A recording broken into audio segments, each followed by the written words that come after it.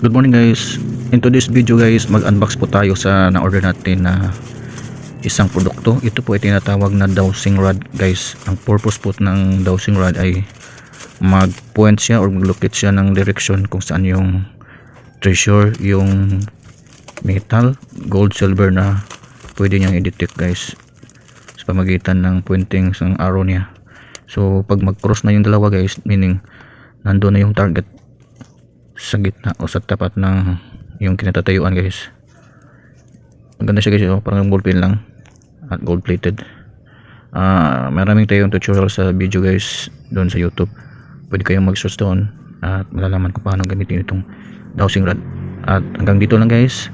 Maraming salamat sa pagnonood at sa iyong suporta. Salamat po.